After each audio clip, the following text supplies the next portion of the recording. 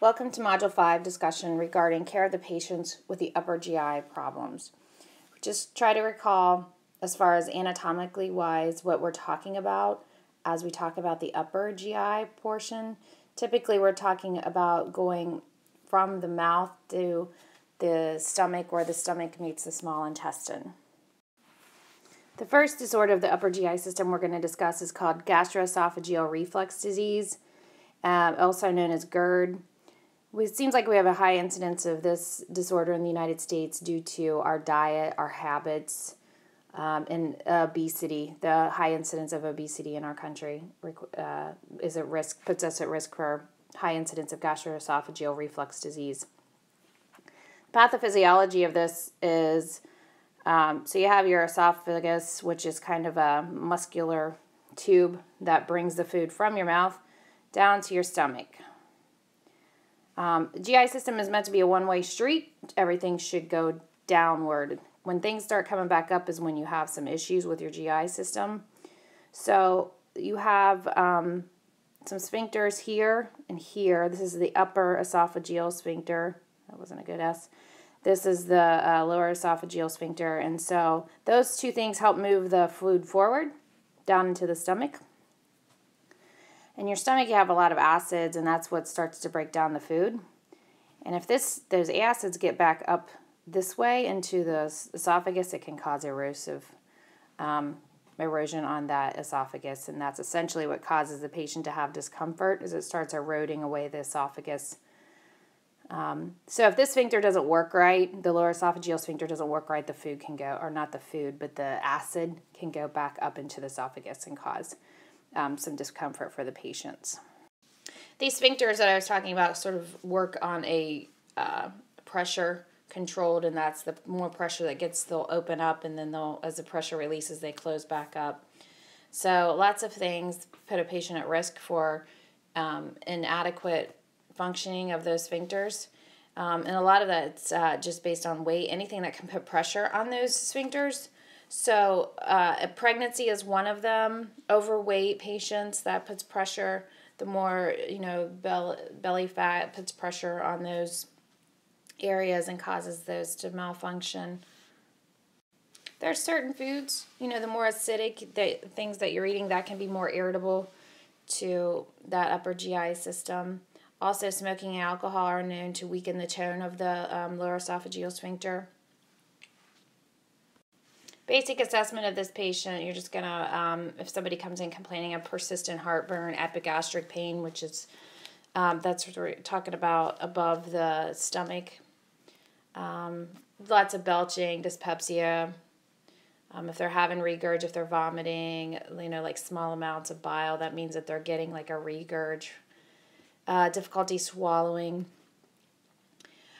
So treatment for this, first of all, usually what they do is they try to treat them non-pharmacologically if they can. They'll just talk to them about maybe losing weight, changing their diet, staying away from caffeine, chocolate, fried or fatty foods, carbonated beverages, stay away from alcohol and smoking, and actually peppermint. Peppermint, some people are under the impression that peppermint could soothe your stomach when you come to an esophageal reflux. It's not helpful in that situation.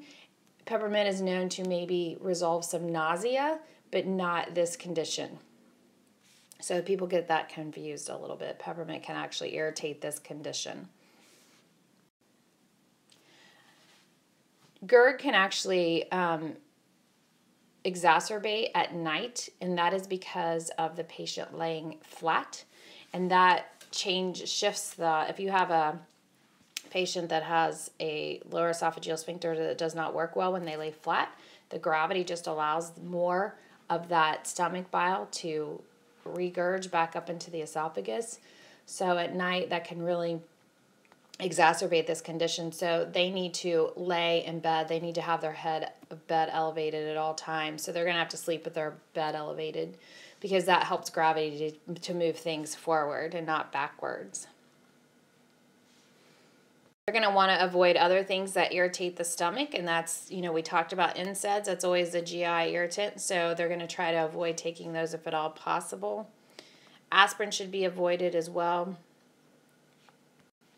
These patients should avoid eating large meals. They should eat frequent small meals.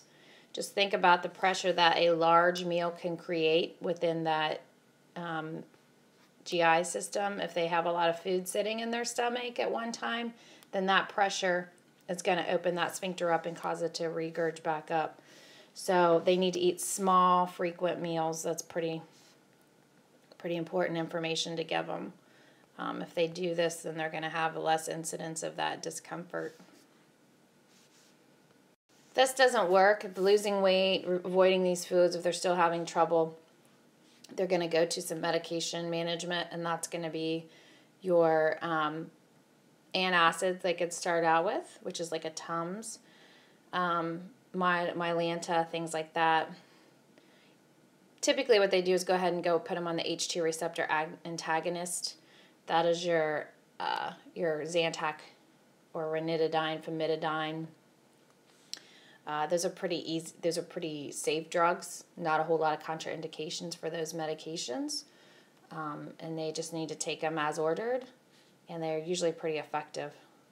Proton pump inhibitors also can be utilized in the treatment of GERD, and typically these are used in an acute situation for a moderate amount of time to treat the situation, and then they try to switch them back maybe to an H2 receptor antagonist to prevent this from reoccurring.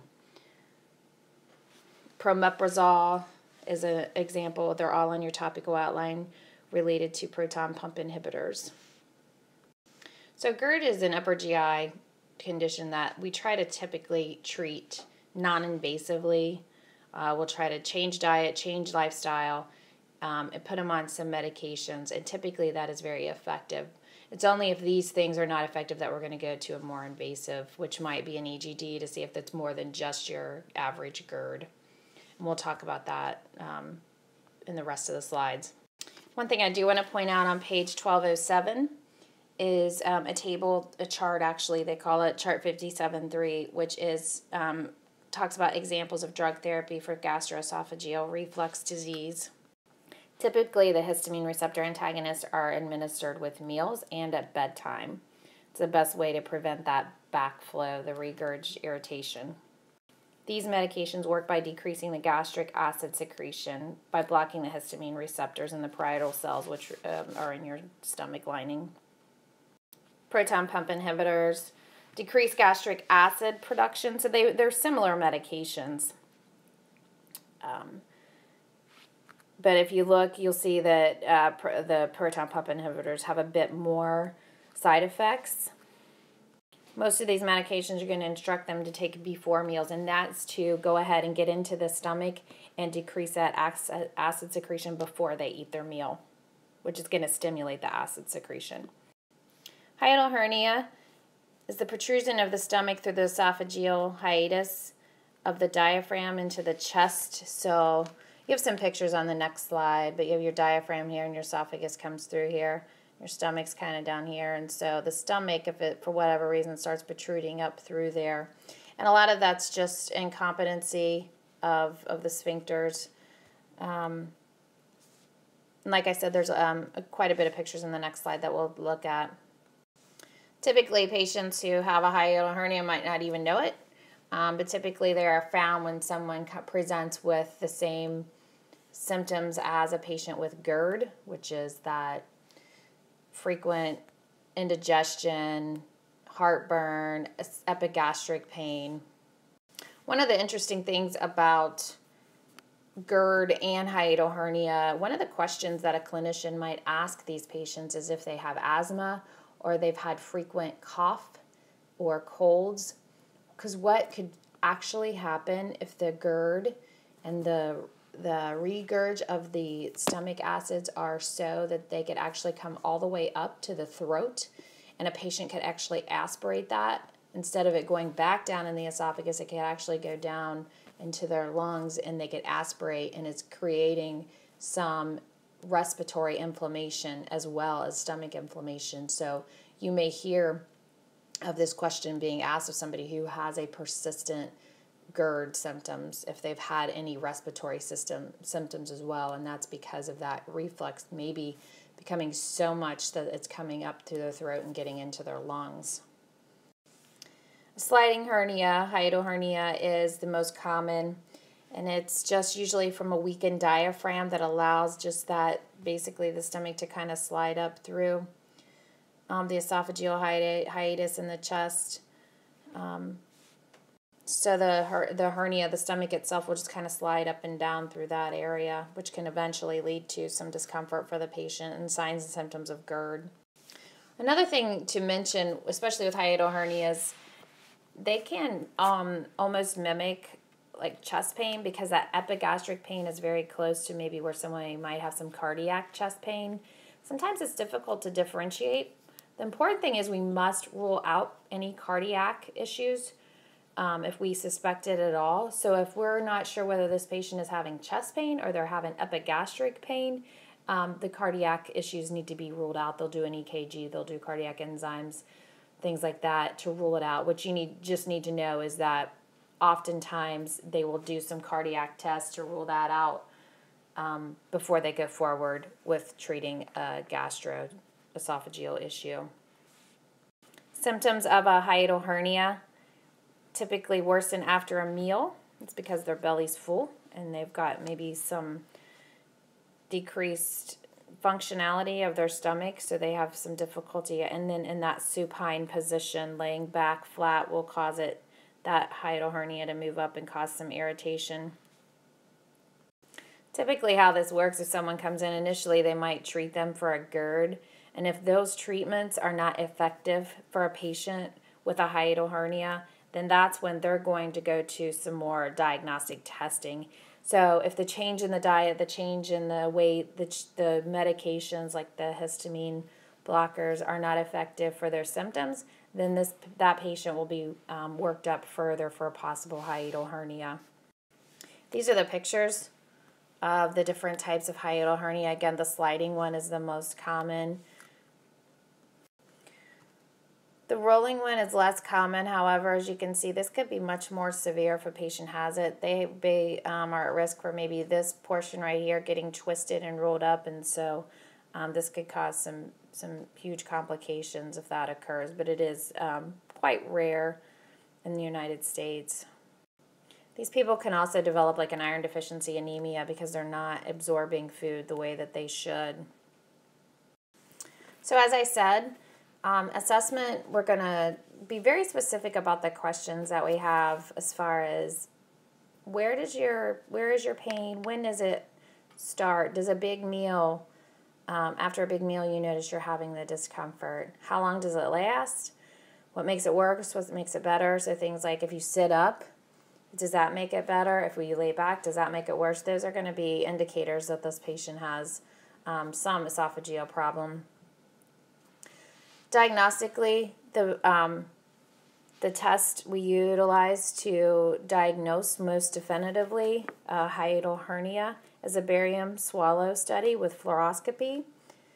This test is an examination of the upper gastrointestinal tract under fluoroscopy after the client drinks something called a barium sulfate.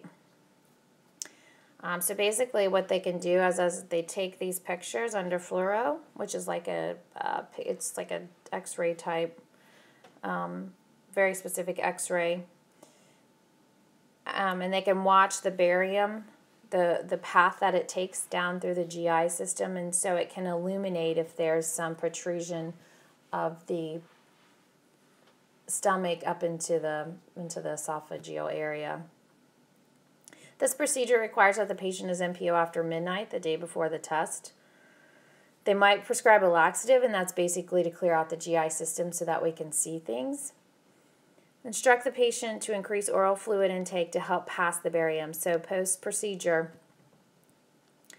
and they might give them a laxative as well. We want them to pass all this barium out. So increase fluids, possibly take a laxative to get rid of the barium post-procedure.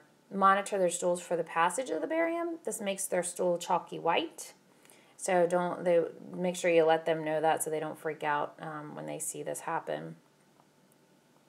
But the barium, we want it to pass through because it actually could sit in part of the GI system and cause an obstruction. So we want to make sure that all of that is passed through by giving them a laxative and increasing their fluid intake and monitoring. If we want them to see the chalky white stool, because that helps us confirm that they have passed the barium.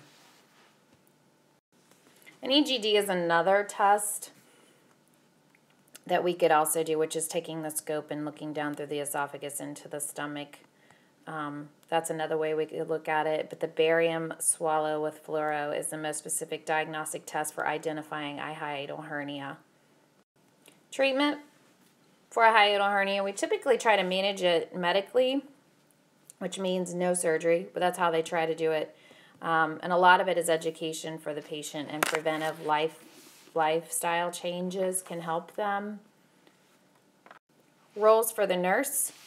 There's a big action alert on page 1209 in your book, and it talks about the most important role of the nurse in caring for a patient with a hiatal hernia is teaching. You want to talk to them about avoiding eating late at night and to avoid foods associated with reflux. So it's your acidic stuff, your alcohol, your caffeine, your chocolate. Large meals they want to avoid. They should follow a diet and exercise to reduce their body weight, which will eliminate the discomfort and the pressure on that area. Obesity increases intra-abdominal pressure and worsens both the hernia and the symptoms of reflux. Also, positioning, they should sleep at night with the head of the bed elevated 6 inches. Remain upright for several hours after eating. That's why they shouldn't eat late at night. Avoid straining or excessive vigorous exercise. So they can exercise, but vigorously can cause some discomfort. And then refrain from wearing restrictive clothes around the stomach. So those are all non-invasive ways that we can help treat a patient with hiatal hernias. Medical treatment, as far as medicine, is very, very similar to that of GERD. It's going to be the histamine receptor antagonists such as ranitidine. They could do various antacids as well, and then the nutrition and the activity guidelines, especially for GERD, be the same. Some patients do require a surgery, and surgery is usually saved for the more severe hiatal hernias. The surgery that could be done is a laparoscopic Nissen fundoplication, which is on page 1210 in your book. It describes it. Postoperative instructions for patients having this LNF is how I say it, because it's hard to pronounce all those words. But make sure you read over that. It's chart 57.6 talks about a soft diet for about a week. Don't drive for a week. Walk every day, but not heavy lifting. They'll have small dressings. Monitor their incisions. Monitor for signs and symptoms of infections, things like that. And we're just going to watch their nutrition status and their ability to eat and keep up their nutritional needs. So priorities for the nurse post-operatively is making sure there's no complications from bleeding or infection. We're also going to monitor for any respiratory complications. Head of the bed will be elevated at least 30 degrees to lower the diaphragm and promote lung expansion. Help the patient ambulate as soon as possible within reason. So you're going to want to monitor their pain and make sure their pain is under control so that they can get up and move around. Support the incision with coughing. And then another thing that is utilized, you may have seen this on your clinical floors for someone with an abdominal surgery, is to use a small pillow to splint their stomach when they cough.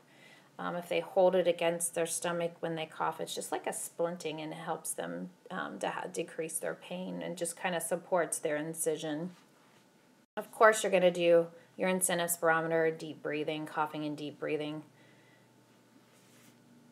The patient could possibly have an NG tube after surgery, so you want to make sure you understand the care of a patient with an NG tube. That's always monitoring where it is, making sure it doesn't become dislodged, monitoring the output, making sure that it's not a huge amount of blood, Check it every 48 hours for placement, for drainage, marking it, documenting the output in your eyes and nose.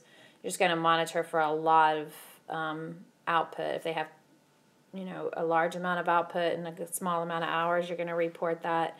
If there's no output, you're also going to be concerned about that because the NG tubes could actually become clogged. So you want to make sure you monitor for patency of that NG tube as well. As they reestablish their diet, they'll start them on clear liquids first and then kind of move them up as tolerated. And it usually takes them about 4 to 6 weeks to gradually get back to a normal diet. So basically you're going to monitor that when you start off with clears. Are they tolerating the clears? Is it making them nauseous? Is it making them throw up? And so that's why we sort of gradually work their way up so that their stomach, they can adapt to the surgical repair of their stomach. Other complications that occur from the surgery is gas bloat syndrome and where they're unable to belch, basically, which we need to be able to do. If it's persistent, they might have to go back in and see if that's too tight. The fundoplication is too tight. Aerophagia, which is air swallowing, is another complication. So just teach them to relax before each meal and to eat and drink slowly. They just need to slow down, and that could possibly help that. Esophageal tumors is a cancerous tumor of the esophagus, of course. Adenocarcinomas are the most commonly found. The distal part of the esophageal junction is the most common type of esophageal cancer. They are typically malignant. They are malignant and they grow rapidly just because the environment for cancer there is good. The layers, there's no serosal layer to limit them, and there's a nice supply of lymph in the area, so they spread quickly. Primary risk factors for the development of esophageal tumor is smoking and drinking, heavy alcohol intake and heavy smoking. There's thought to be that the compounds in tobacco smoke are responsible for the mutation of the cells in the esophagus and causing that cancerous tumor. A smoker has 2 to 6 times at risk for eventually developing an esophageal cancer, and that's from the American Cancer Society. Long-term gastroesophageal reflux can also lead to the development of adenocarcinoma. Something called Barrett's esophagus is a precursor for the development of esophageal cancer. Barrett's esophagus results from a patient who has untreated GERD. So basically, the stomach tries to protect it, or the esophagus tries to protect itself, and it sort of replaces the original tissue there. It replaces it with a different type of mucosa with its columnar epithelium. You don't really need to know that, but it's basically like a different type of tissue in response to the persistent injury. So if a patient has Barrett's esophagus, they are at more risk for developing an adenocarcinoma. So it's just basically typically related to an untreated GERD. And a lot of times if a doc will go in, if somebody's having a persistent GERD, and they go in with the EGD, they can identify that someone has a Barrett's esophagus, and they will diagnose them with that, and they might treat them more aggressively for their GERD because they know that they're at high risk for developing an adenocarcinoma. And then these people have got to change their lifestyle. If they are still smoking and drinking with a Barrett's esophagus, they're at high risk for developing an adenocarcinoma of the esophagus. So that's a lot of teaching that you've really got to change your lifestyle if they've developed this kind of esophagus. There is thought to be some genetic factors involved in the development of this kind of cancer as well, and then with the coupling of exposure to carcinogens, it makes a patient more at risk. Signs and symptoms of an esophageal tumor is difficulty swallowing. That's the most common. Basically, that's when they'll present to the doctor's office. They'll start having a lot of trouble swallowing, and basically it's because the tumor is occluding the esophagus, and it's creating a stricture, a narrowing of the esophagus. So that's usually their first complaint. The unfortunate thing about that, once they get to that point, they've got a pretty decent sized tumor. So these patients will experience weight loss due to the difficulty with swallowing. So those are kind of the questions that you're going to ask to kind of identify whether this is just what kind of a dysphagia this is, if it's associated with other disorders or it's related to a tumor. And it's persistent dysphagia and weight loss as an indicator of possible esophageal tumors. Painful swallowing is also a part of it. Steady, dull, substernal pain that radiates, and that means it kind of spreads throughout the chest. Again, this is something you're going to have to rule out some cardiac issues first, too. They might have bad breath. They might have a lot of vomiting because things can't get through. They're coming back up. Hiccups are often an indicator, chronic hiccups. Coughing, again, because those secretions they can aspirate those secretions. So again, we'll start off as far as diagnostic testing. We're going to start out when people present with these problems. We're going to start out with that barium swallow study with a fluoro so that we can watch the barium go down through the esophagus and the stomach, and we can determine if there is maybe like a stricture of the esophagus caused by a tumor. Definitive diagnosis for an esophageal cancer is made with something called an esophageal ultrasound with fine needle aspiration to examine the tumor tissue. So if we do a barium swallow, we see a stricture in there, we think there might be a tumor in there, they'll go ahead and then do the esophageal ultrasound, which is, an ultrasound using sound waves to kind of look at a structure, and then they'll do like a needle aspiration of that area that they suspect is a tumor.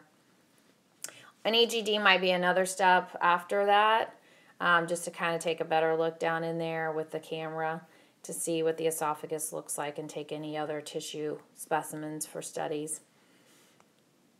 Further on, you might get a PET exam, which is the positron emission tomography, which shows metastatic disease, CT scan.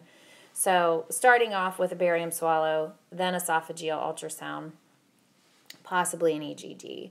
And then if all of those are positive for cancer, we're going to go ahead and do the more specific testing as far as metastasis, which would be your PET or your CT scan. Looking at key features for esophageal tumors on page 1213, chart 57.8, esophageal tumor key features. Those are the key signs and symptoms of it.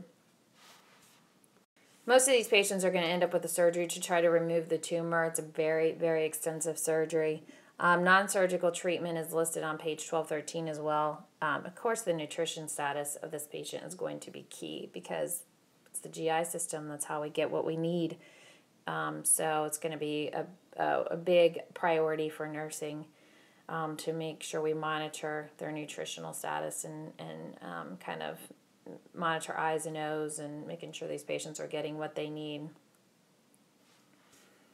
Dietary will be part of the interdisciplinary team to help us with this as well. As the patient is, drinking and eating, make sure that you monitor for any signs and symptoms of aspiration or choking, since they do have an obstructed GI flow. So you're just going to monitor them for any symptoms of that. Again, this patient is going to possibly have chemo and radiation, so remember all of those key things about chemo and radiation. Chemotherapy causes nausea, loss of hair, body image disturbance. If you're taking care of a patient who's recently had chemo, you're going to have to make sure you do all your precautions. Radiation therapy, remember all of the treatments as far as watching their skin and just kind of helping support them through an aggressive chemo and radiation therapy. There is surgical intervention that can be done, and that's basically to try to remove the tumor, depending on the amount of metastasis, whether it's effective or not. They can remove part or all of the esophagus. Basically, what they will do sometimes is take up portions of the small intestine and try to create it as a part of as an esophagus, essentially. This is an extremely extensive surgery. This surgery typically requires a cardiothoracic surgeon as well as a general surgeon to do. So it's two surgeons, lengthy surgery.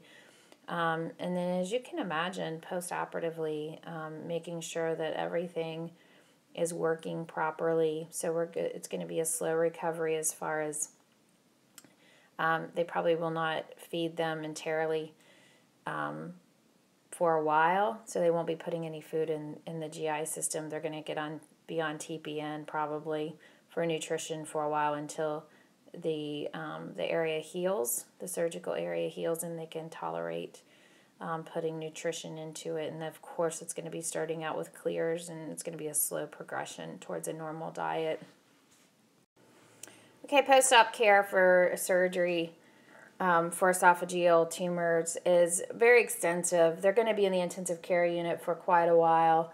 The priority things to look for on page 1216. There are action alerts listed there as far as, of course, it's going to be pretty similar. It's the respiratory care. They're going to have a pretty big abdominal wound, so they're going to be at high risk for getting pneumonia. So it's a lot of pulmonary toileting, fluid volume overload, making sure basically that they have adequate intake but not too much, watching for signs and symptoms of infection, which is kind of typical of most surgeries. You're also going to make sure that you manage their NG tube, monitor to make that it doesn't become dislodged, what's coming out of it, really meticulous care. And then oral care, you can't forget about that. They're not going to be taking a lot of PO intake at all for a very long time, so you got to monitor the oral hygiene, make sure you keep them moist and cleaned out and assist them with their oral hygiene because their mouth's going to be really, really dry. Have to do interventions to make sure that the oral mucosa stay moist. All right, we're going to move on down through the GI system and we've talked about esophageal issues. Now we're going to talk about stomach disease processes. The first one is gastritis. Basically, it's an inflammation of the stomach or gastric mucosa, acute or chronic. Acute's usually like basically like a food poisoning. And it's usually short term. It's just when we've had the intake of something that has really irritated our stomach and it's short term. It's usually, a lot of us has probably had it before. It's just where you get an inflammation of that stomach, you're vomiting, abdominal discomfort, nausea, headache, hiccuping. Treatment for an acute gastritis is typically just, very low intake. Just let the belly, heal. Let that inflammation heal. Don't irritate it with irritating foods. You basically just have like clear liquids or ice chips until the symptoms start to subside. And then, of course, you would start them on clears and kind of advance them back up. Just avoid irritating foods, fluids, and other substances such as caffeine, alcohol, and nicotine. That's going to just irritate it. We want the stomach to heal. Chronic gastritis is a little bit more long-term. It appears as a patchy inflammation in the mucosal lining, and the walls of the stomach can become thin and atrophy as the disease process continues. A couple different reasons. There's type A gastritis, which is chronic gastritis. It's associated with an autoimmune disorder, and it affects the intrinsic factor as well. And remember, the intrinsic factor has to do with B12 absorption. Type B gastritis, which is another form of chronic gastritis, is also related to H. pylori. And we talked a little bit about H. pylori, but it's this bacteria that was discovered that a lot of people carry that can be a precursor for some of the upper GI issues, especially this chronic type B gastritis. Gastritis is pretty common in the United States. Some of our diets are not as best that they should be. Just by eating a balanced diet, we could reduce this incidence of gastritis. All the things that we're consuming, like chocolate, alcohol, tobacco, spicy foods, is a direct link to the number of gastritis incidences in the United States. Excessive use of aspirin and NSAIDs can also be a cause of it. Page 1222 has a couple of charts that provide some valuable information regarding gastritis. One of them is gastritis prevention. The other is the key features of acute gastritis and chronic gastritis. It's pretty self-explanatory. If it's acute gastritis, it's going to be a rapid onset, a little bit more severe. Chronic gastritis is going to be a little bit more vague, like the anorexia, nausea, or vomiting, intolerance of food. And they might develop a pernicious anemia related to that autoimmune cause that affects the intrinsic factor. But when I think of acute gastritis, I think a lot of like food poisoning, things like that. You know how that's a lot more a severe, rapid onset. Talking about H. pylori, the thing about H. pylori, if somebody has a history of it or they have a family member that has it, they might test them for H. pylori. Really the distinctive thing about identifying if somebody has an H. pylori, we're going to add an antibiotic into their treatment regimen for a couple of weeks to treat the H. pylori. There are several tests that we can do to test if a patient is H. pylori positive. There's serologic testing, just testing for the antibody. It's just a serum blood test that's the most common non-invasive method to diagnose H. pylori. There's a test called the ELISA, which it's basically an immune testing method, such as the enzyme. It's an enzyme-linked immunosorbent assay. That's what it stands for, ELISA. It's done several months after the diagnosis to determine the effectiveness of the treatment. It's basically looking for antibodies to make sure that it's been treated effectively. Drugs for this are very similar to those for your GERD and your hiatal hernia. You're going to do the proton pump inhibitors or H2 receptor antagonists. And remember to tell them to take it before they eat to make sure that they decrease the secretion of the acidic environment in the stomach. That'll decrease the irritation. The slide just kind of reiterates everything I've just talked about. Health promotion. Basically, first of all, just like the other upper GI stuff, we're going to start out with non-pharmacological stuff. We got to change that diet, lifestyle things. Watch medications, NSAID use, aspirin use, and the consumption of alcohol and tobacco. And then just make sure they're treated effectively with these, the H2 receptor antagonists or the proton pump inhibitors.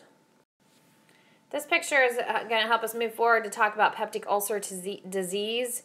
Peptic ulcer disease is kind of an umbrella term that encompasses several different types of ulcers. These ulcers are just basically named after the part of the stomach that they occur in. So as you can imagine, this is a gastric ulcer here. So it's occurring within the stomach. So gastric ulcer is more within the lining of the stomach.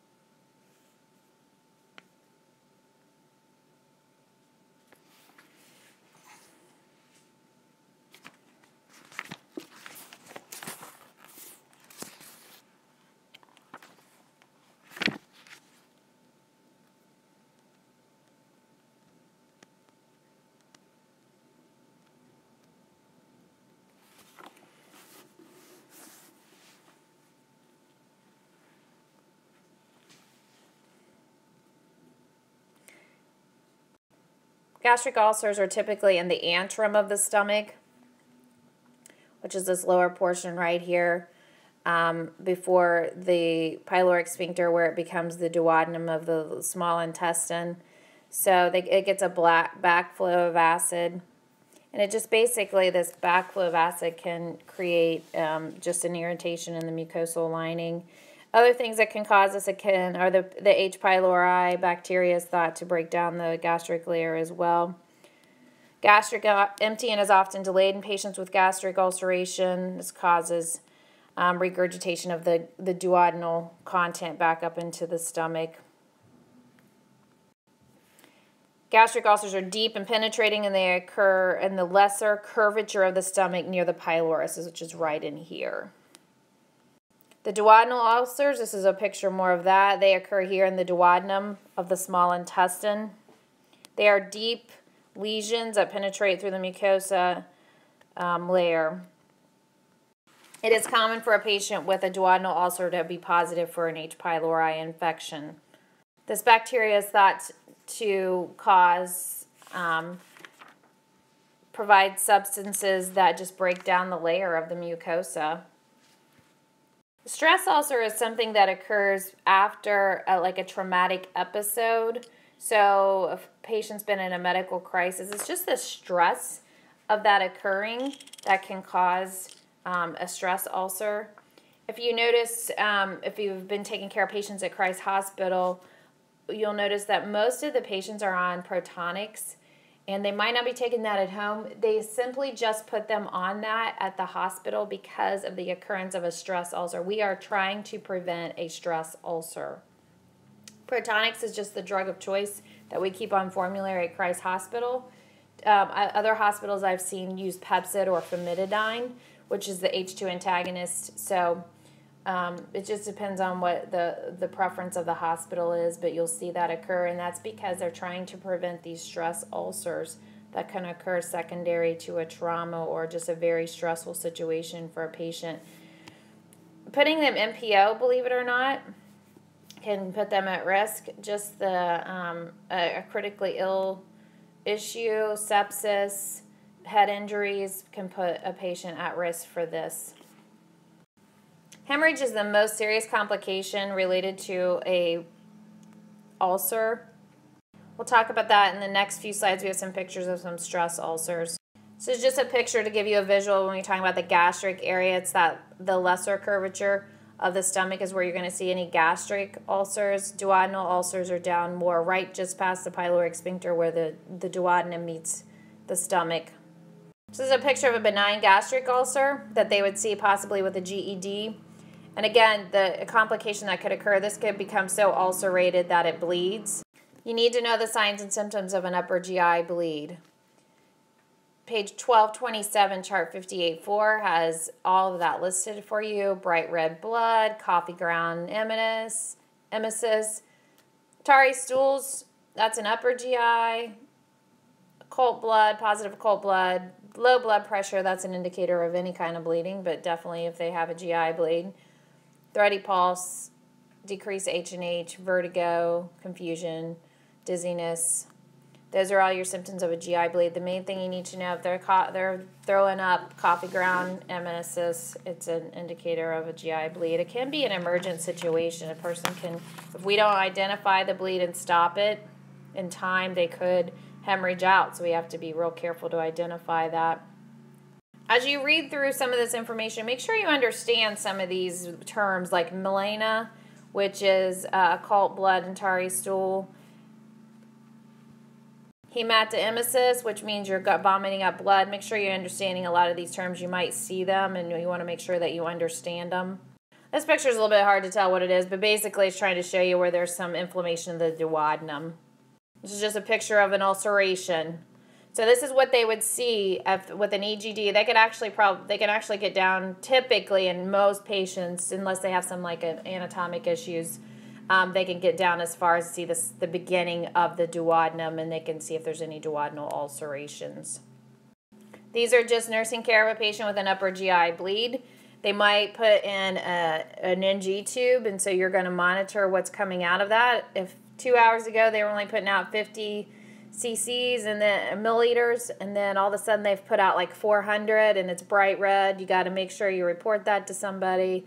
Just monitoring that placement of that tube, giving it a flush. If it needs it, they can become clogged, so you might have to give it a little flush. Understand the EGD, making sure we know that there needs to be an informed consent for an EGD. They need to be MPO after midnight. They need to understand that post-operatively they're going to have a little bit of a sore throat. You're going to want to monitor for a gag reflux after surgery. You got to make sure that they still, that their throat isn't too numb, and they could aspirate if you don't make sure their gag reflex is returned before you feed them. Differential diagnosis between a gastric and duodenal ulcer. There's a great table on page 1228, table 58 too. Basically, it's about where it is in the GI system. So the gastric ulcer, the discomfort will occur 30 to 60 minutes after a meal. And if you think about that, it's just because it's higher up in the GI system. The duodenal ulcer, the discomfort is going to occur a little bit longer, so like 1 to 3 hours after a meal, just because it takes a little bit longer for the food and everything to get down there and cause the irritation. There is a higher incidence of reoccurrence of a duodenal ulcer. That's thought to be related to the H. pylori. If it's not identified and treated effectively, if the H. pylori still exists, then it could cause a reoccurrence of a duodenal ulcer. Okay, for this slide, I just want to go over the treatment for H. pylori. We've talked a lot about H. pylori and how it could be the cause of several of the upper gastric disorders. So treatment of H. pylori, the primary purpose is 1, to provide pain relief.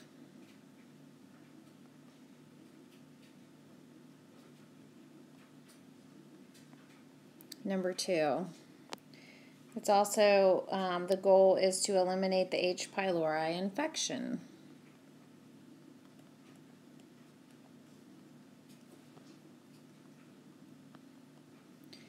And number 3 is to heal the ulcerations that may occur as a result of the H. pylori infection. Number 4 is to prevent the reoccurrence.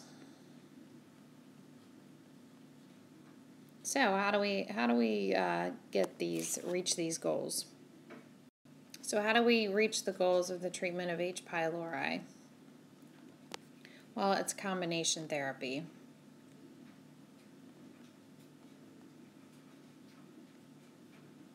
This combination therapy consists of a PPI.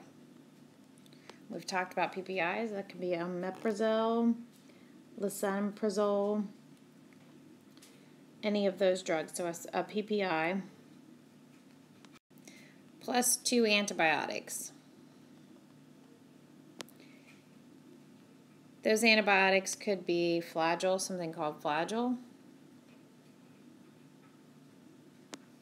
Oops, forgot the G there. It's Flagyl. They'll do like a Flagyl tetracycline regimen, or a clarithromycin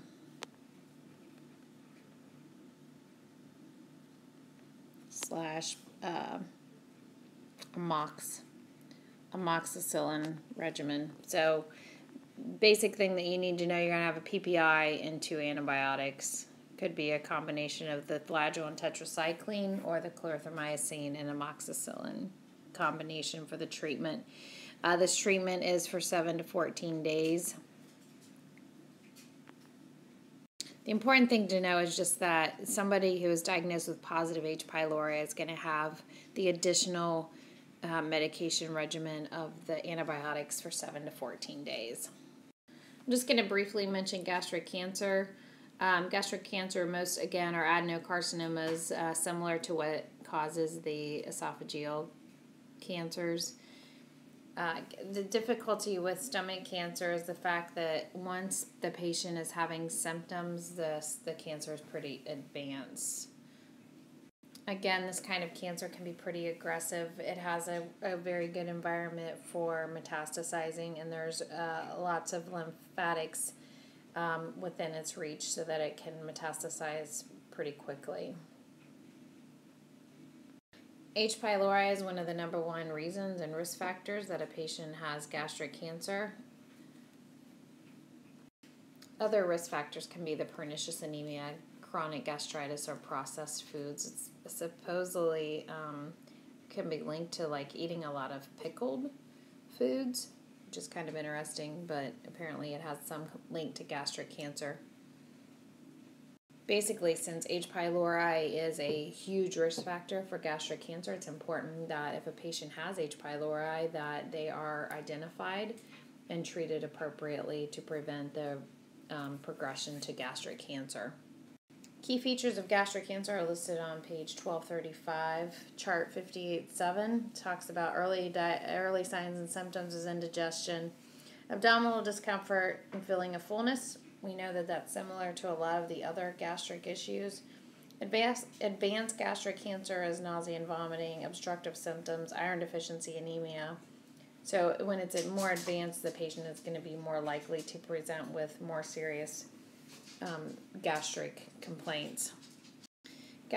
Surgical treatment for gastric cancer includes a gastrectomy. They can actually try to take out the stomach, which, as you can imagine, makes nutritional status very tricky as far as absorbing the nutrients that the patient needs and making sure that they're absorbing all the nutrients that they need. So, very extensive surgery.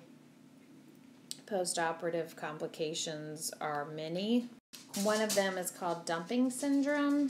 This is basically a term that refers to some vasomotor symptoms that can occur when the rapid emptying of food contents into the small intestine. And as you can imagine, if somebody doesn't have a stomach, it's going to dump very quickly into the small intestine, shifts fluids around, and it gives them something called dumping syndrome. They have symptoms of tachycardia, syncope, palpitations, the desire to lie down. Just kind of makes them feel sick, basically, just because the food is kind of passing through too quickly for the patient to adjust to. Basically, the way to treat that is just to take very small meals. They should avoid large meals. Just eat very small meals at a time, and that should help them to avoid the dumping syndrome.